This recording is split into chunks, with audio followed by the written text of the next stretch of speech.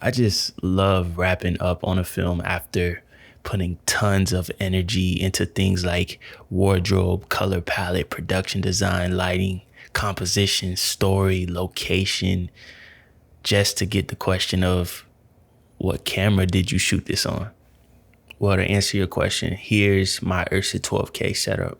Loving this camera right now. The image that this thing produces is beautiful. The main thing I've been enjoying is the workflow and shooting 8K B-raw and everything playing back smoothly. I'm using an ANTON BAUER 150 watt hour V-mount battery, which gives me roughly 3 hours. And yes, this camera is power hungry, and that being one of the downsides. I've been using the Sigma 18 to 35 millimeter, and this isn't a cine lens, but what I love about it is that it's versatile and it produces a really nice image in conjunction with the Ursa. I have this in the meantime until I invest into some cine glass, so that's coming soon. I'm using these Angelbird 256 gigabyte CF cards, really solid cards, and they give me roughly 60 minutes shooting 8K if I keep the compression low. I grabbed this Blackmagic shoulder mount kit for when I need higher angles or longer shots and I need that extra stability. But I'm a bit tall, so I don't find myself using it that often, but ultimately I end up using it for my comfort when holding the camera. The Blackmagic viewfinder. I love this thing. You know, viewfinders are slept on. It's been a new tool that I appreciate a lot on brighter sunny days, and it helps me lock in on my image and block out the world around me. But unfortunately, I think I need to send it in to be repaired due to the SDI connection going bad. I use small rig rails to mount my accessories, of course, and not the highest quality of rails, but they do the job. I've been using the wooden camera mat box. It's simple and it's high quality. I've been using this on many of my past setups as well. That is the core of my Ursa 12K rig. Of course, things swap on and off depending on the production needs, but this is my go-to when I want to keep things minimal and clean. All right, so I thought I'd answer some questions about the Ursa 12K. I put a poll up on my Instagram and I asked you guys if you had any questions. So the camera body was around 6,500 and I got the shoulder mount kit, I got the viewfinder, I bought a lens, so everything in total rounds up to about 10,000, 9,500. One of the things that I really was excited about getting back into Blackmagic cameras was the simplicity and how easy it is to set up and go through the menu system and the B-raw. The B-raw is such a great Kodak to work with, to color grade, the playback, storage, everything about B-raw is really, really amazing. The menu system is so simple. I feel like if you never operated a camera before, you get one of these Blackmagic cameras in your hands about 20 minutes, you pretty much have a good understanding about the menu system. And that's the great thing about Blackmagic cameras. Specifically, the Ursa 12K is just a big pocket camera. It's just with more features. Same menu, of course, it has 12K resolution, but shooting with this camera has really simplified my process. Once you get batteries to power it, get some cards, you can use SSDs and a nice sharp lens, maybe like a Sigma 18 to 35, which I'm using, you're good to go and you're ready to start shooting. So it's very, very easy to set up.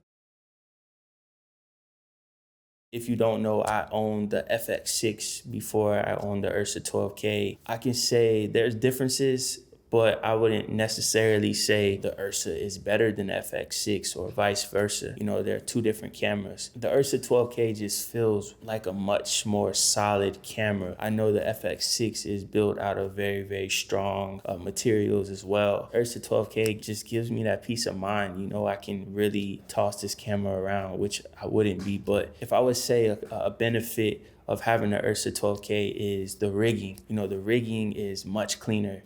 It feels more seamless. It doesn't feel like I have a lot of moving parts on the rig, which the FX6 had a really good system to rig, and it didn't feel like too many parts. But I feel like the Ursa 12K really takes it up a notch. Another benefit I would say for the Ursa 12K is the B-RAW. Just having Blackmagic system and working with B-RAW again is something I missed a lot. I missed B-RAW mostly because, I'm editing inside of DaVinci Resolve. DaVinci being owned by Blackmagic, the B-RAW works just seamlessly. So that was definitely a benefit of having B-RAW again and having the Ursa 12K.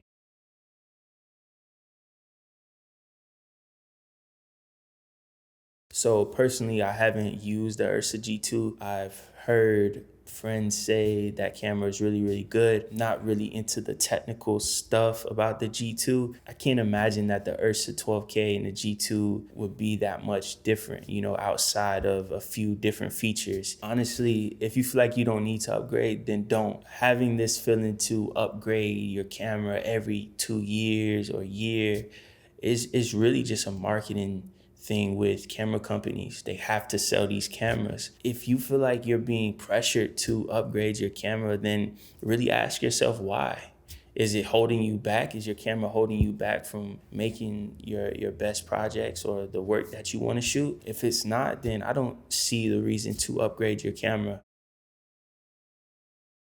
I have the 6K Pro. I would say they're very similar cameras. I'm sure there are technical differences between, the dynamic range or the NDs and just the build quality. And of course, the form factor of each camera is different. I feel like the Ursa 12K is really just built for bigger productions. It's bigger production ready.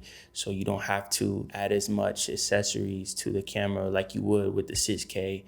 But as far as image quality and the looks that you get out of each camera, they're very, very similar.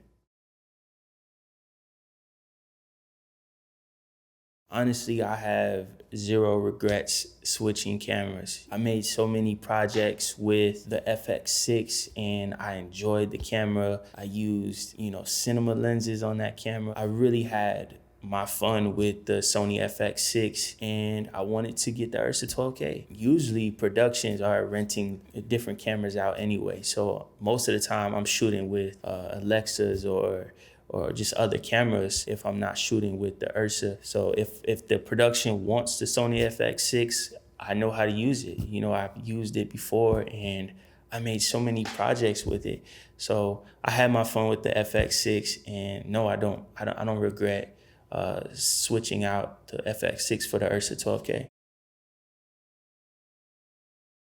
I rarely shoot in other resolution other than the 8K and the 4K on the Ursa 12K. I don't shoot 12K on it. I don't think it's necessary for the projects that I've been doing, but 8K has been really, really dope. It plays back very, very smooth. And I use 4K when 8K is not needed or, we want to keep the file size down.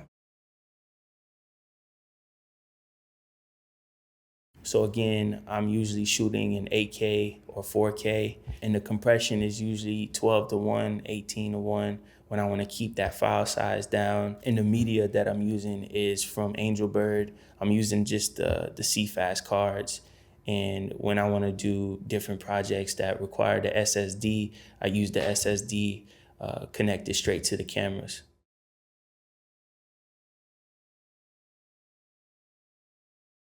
Personally, I think the Ursa 12K is going to be around for a long time. Blackmagic has been such like an innovative company. They've been updating their software and their cameras. A lot of people say the size of the Ursa 12K is its downfall. I would say, look at these bigger production cameras, the Alexas and, just these bigger production cameras, their size are about the same as the Ursa 12K or just any other camera in its class.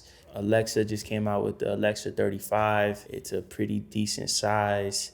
So yeah, bigger cameras are still going to be on bigger productions. in the next 5 years. In the next 5 years, I can see a lot more people using B-Raw. It's a really good Kodak, like I mentioned before. Blackmagic continues to innovate with their cameras and their software. B-Raw, I think, is going to be around for many, many years, and it's just going to get better. So I see a lot of people making their switch to DaVinci Resolve, and it's becoming an industry standard if it hasn't been already. But yeah, DaVinci Resolve is Blackmagic's company. So I think Blackmagic is really, really here to stay, and they're continuing to make their cameras better, and their ecosystem is top tier, I feel like, and it's just getting better. So to answer your question, 5 years from now, I definitely think Blackmagic will be here and strong.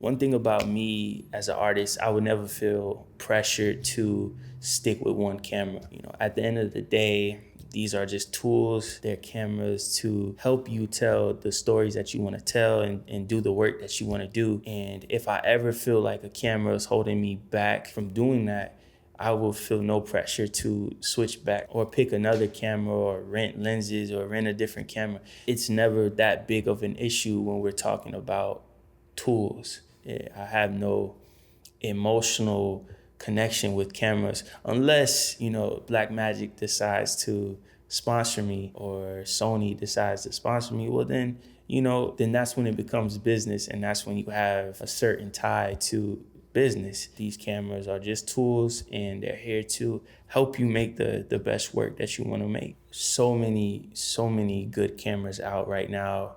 Don't spend too much time on your decision on which camera to pick, because they're all great. The Blackmagic cameras are really great. The Sony cameras are really great. The FX30, you know, the FX3s, the FX6, the A7S3s are really great cameras. All these cameras are great. You know, I like the Lumix S5s. I like the GA6 cameras. You really can't go wrong with most of these cameras. So just pick one and really hone in on your light and your craftsmanship when it comes to cinematography. That's it for me. I appreciate you guys for tuning into this video. Subscribe to this channel if you like my content that I'm putting out.